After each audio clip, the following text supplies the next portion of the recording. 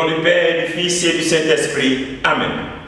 Envoie ton Esprit, Seigneur, pour renouveler la terre, afin que l'unique langue parlée et comprise par tous les peuples soit celle de la paix, de l'amour et de la vérité. Ô Seigneur, envoie ton Esprit et tout sera créé, et tu renouvelleras la face de la terre. Bien-aimés dans le Christ, nous sommes aujourd'hui 3 décembre, et nous sommes en ce premier dimanche de l'Avent. Nous commençons une nouvelle année liturgique.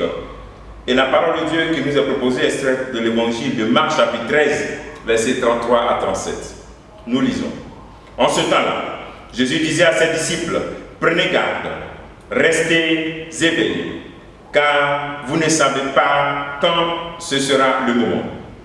C'est comme un homme parti en voyage, en quittant sa maison, il a donné tout pouvoir à ses serviteurs, fixé à chacun son travail, et demandé au portier de veiller.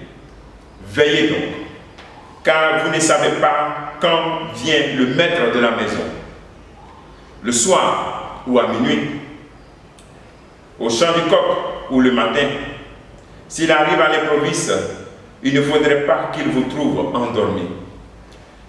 Ce que je vous dis là, je le dis à tous. Veillez. Acclamons la parole de Dieu. Louange à toi, Seigneur Jésus. Alors, bien aimés dans le Christ, nous sommes donc dans ce début de l'année liturgique. Nous sommes donc dans ce début de cette nouvelle année liturgique, année B. Et c'est bon, juste une petite parenthèse pour comprendre que nous avons 3 années liturgiques.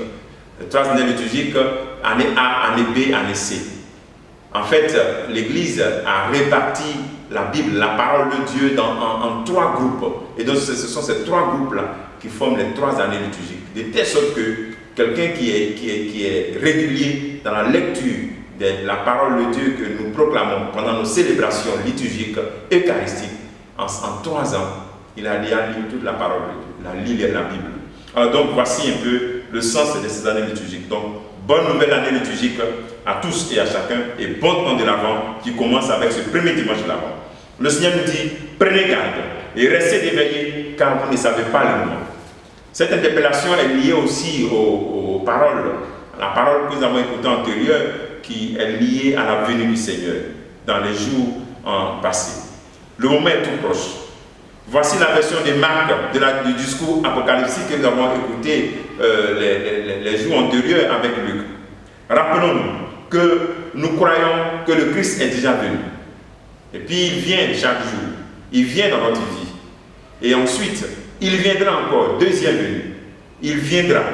Donc il est déjà venu et nous préparons à célébrer cela. Le fait qu'il soit déjà venu, ça on va célébrer bientôt à la célébration, à la fête de Noël.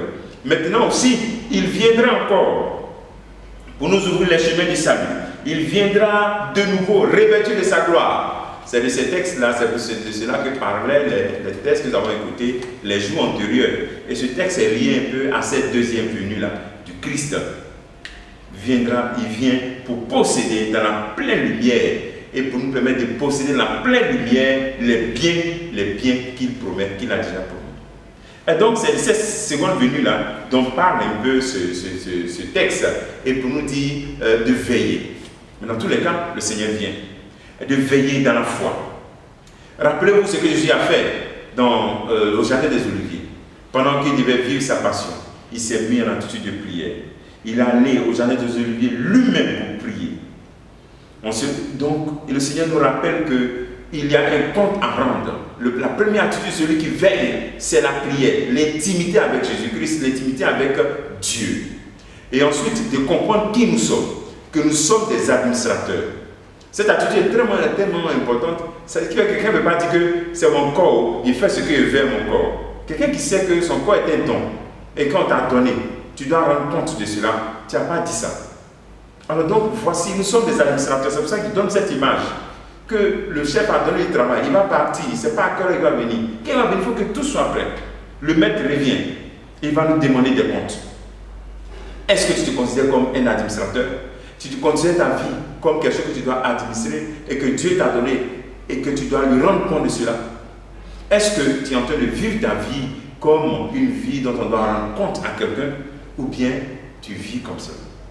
Donc veillez pour ne pas vous endormir, ne pas rester là et penser qu'on a tout le temps devant nous. Ne parler de cela et penser que la vie est là devant nous.